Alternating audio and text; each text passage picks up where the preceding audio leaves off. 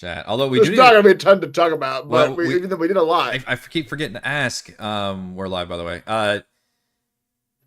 Halloween one shot. Is that something we want to do this year? I know we're getting real close to. I mean, when would that be? Would it be next week or the week after? I don't know. That's true. We only have next week is the Friday before, isn't it?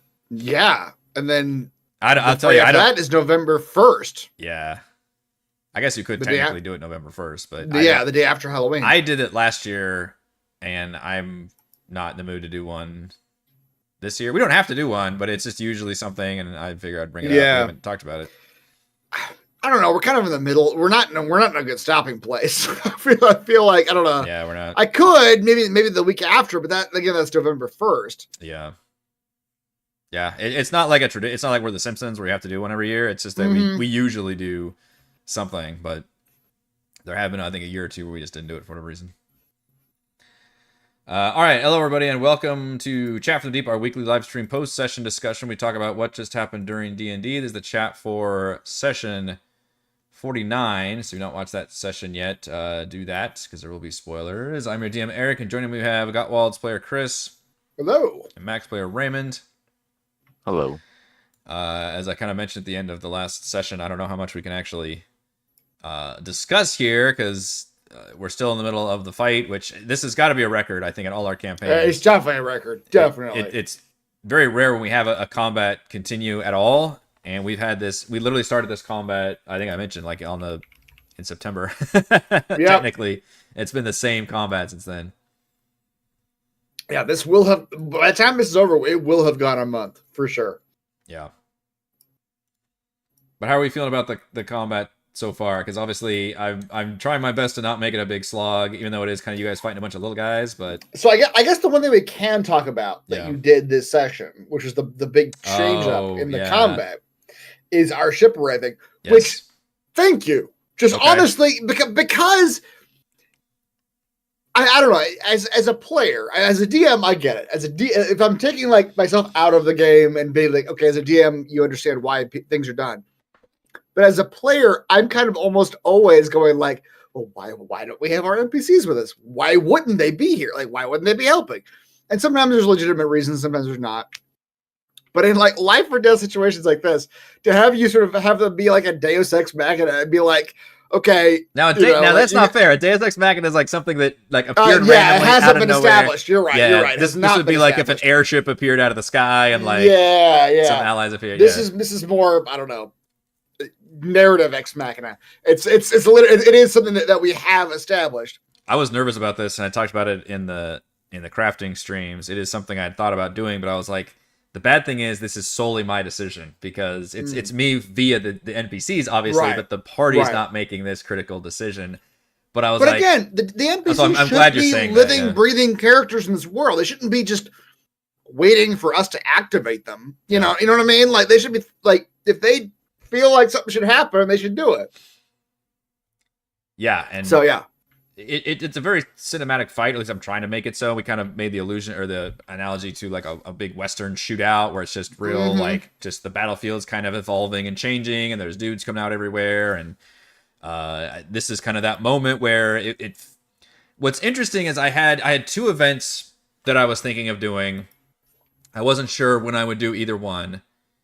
And not to call Raymond out, but I think having Mac not there for the first half motivated me to get the allies there quicker, so that you guys had that backup. Because we didn't have any backup. Yeah.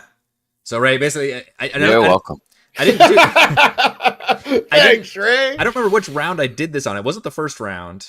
No, it was round 2. It was round 2. Yeah. Okay, so I basically Ray, I had at the start of the round, I had y'all's ship crash into the floating layer, killing, I think, 3 pirates, and then knocking out 2 of them, and really kind of trying to change that fight a little bit. But it felt like, and I'm glad you mentioned that, because I didn't want to do the same, like, cheating, like, oh, the DM's obviously throwing up something to help you guys. But, yeah, you guys do have the allies. You've got the ship back there.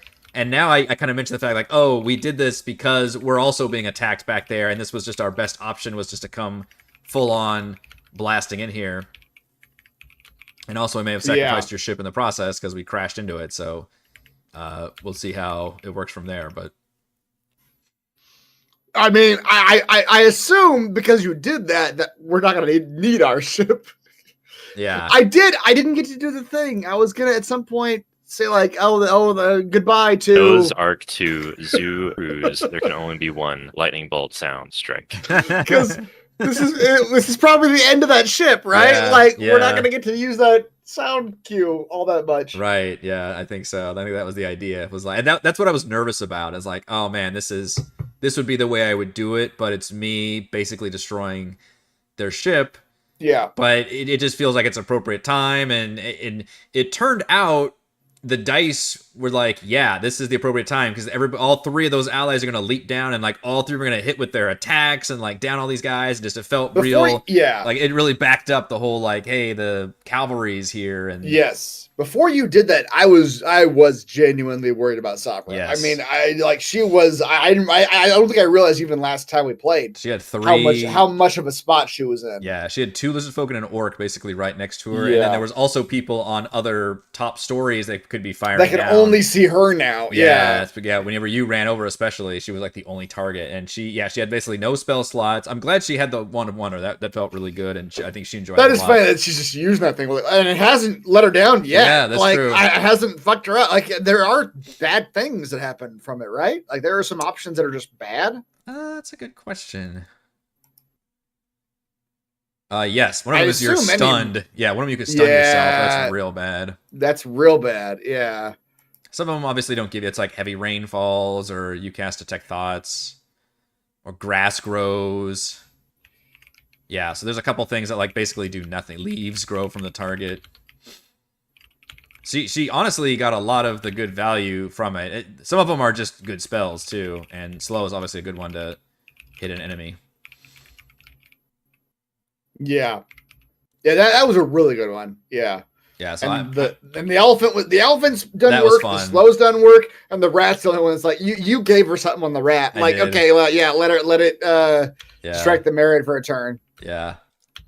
Yeah, the elephant has killed one enemy. Unfortunately, did down her. Which, if you notice, I gave like 3 different chances for things to happen. I was like, all right, wisdom save on the elephant. Then it's gonna choose which way to go. Then I'm gonna have Sovereign roll a deck save. I was like several things because I did want to leave it just up to the dice as much as possible because I didn't know how to fucking run an elephant in this situation. So I had the elephant flee up, and then the elephant has also been killing again outside with the pirates. Yeah. And then having you guys take the reins was a pretty easy choice for the NPCs because I got enough shit to worry about. So that kind of helped break things up too. Yeah, talk about the elephant in the room. It is, yeah, the literal elephant room. Which, I mean, I'm impressed with how much you were able to do with the elephant. Like, I suppose it could have just jumped in the water. Like, it's a wild animal that you're just releasing in a yeah, I tried to make it somewhat well, not realistic. I have no idea what an elephant would do with this situation, but right. Yeah, but what also would an like elephant but do? also interesting and fun, like to make it change up, and so it's always doing something, hopefully. Getting targeted or targeting somebody else. Yeah, and then you and Toril made it into there. Toril was already in the tavern. He hilariously made it. He literally just walked upstairs, walked downstairs, he basically didn't gain any ground whatsoever. Right, He just had yes, to sit there, yeah. and unfortunately was missing a lot of attacks, so he had to just deal with a couple guys Yeah. around the tavern. You probably made the most actual distance from the middle of the courtyard all the way upstairs of the tavern. Okay, I made the most distance because I didn't understand the map.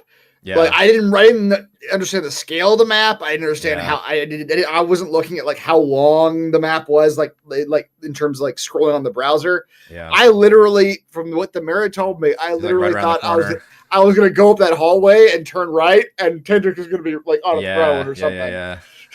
So I was like, oh wait, no, I have to Not go I have to go in another room, then go upstairs, and then go somewhere else. Okay. Yep, and I've got a whole mini boss in the way in Scummer, although Scummer is slowed, which is Yes. very useful. Very helpful. Yeah. Yeah. Yeah. So Tentrix has been doing Call Lightning the whole time. I had a homunculus, his familiar.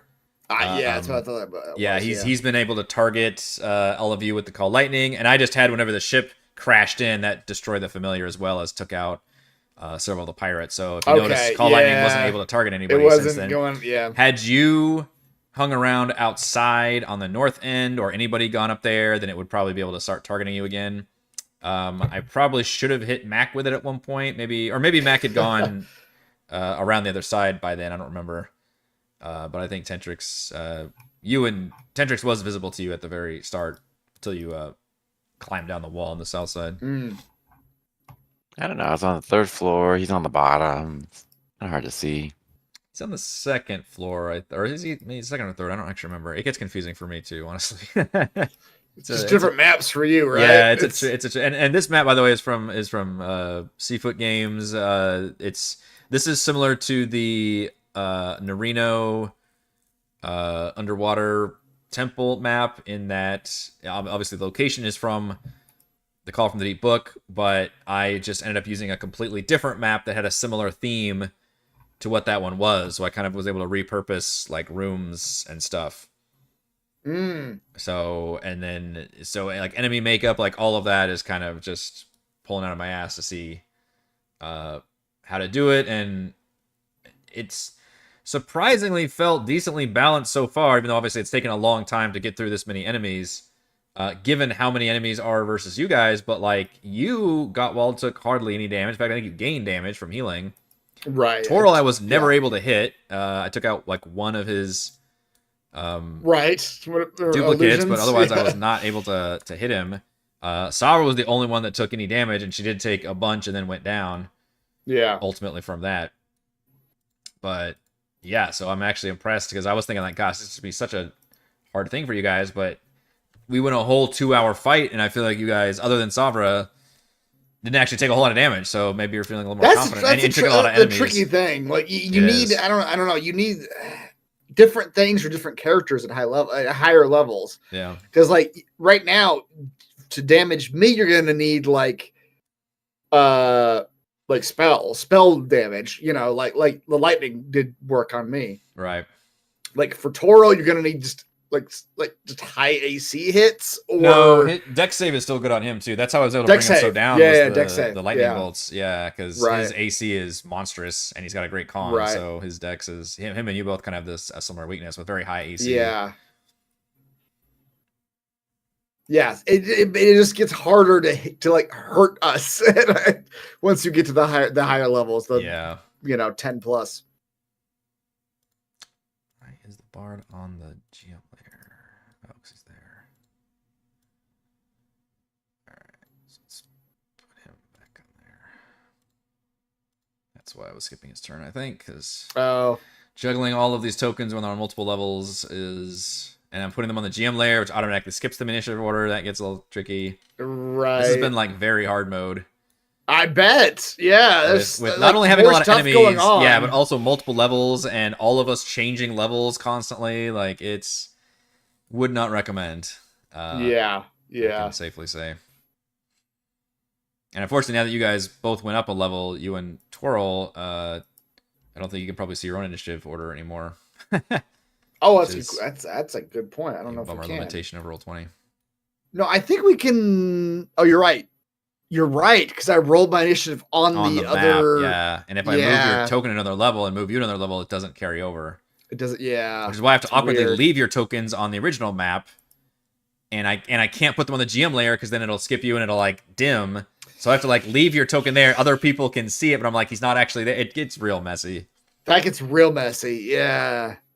But there's gotta be a better solution for that. That's weird. Well, that's why I don't think the situation's ever come up where we've had this like gigantic multi-level battlefield that are on different maps. That's on different maps. That's lasted this long too. We've had multi-level stuff where you've been able to have it all in one map, or like a different section of the map.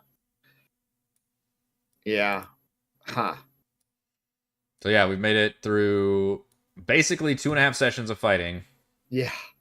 And still haven't actually reached the final boss. Nope. But you've done really well. I would say I was not very confident last time, but this time I wasn't confident when the session started. Yeah. I do mostly because I was afraid for Savra. Like, she's gonna go down and none of us gonna be there, and it's just gonna be like just her dying alone. Dying alone. Yeah. But yeah, you having the ship come in and the allies come in, and then Mac jumping down off the roofs Yeah. and joining the fight.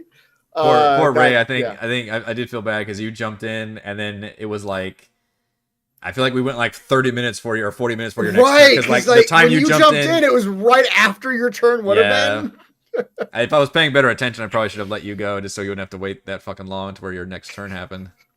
No, that's all right.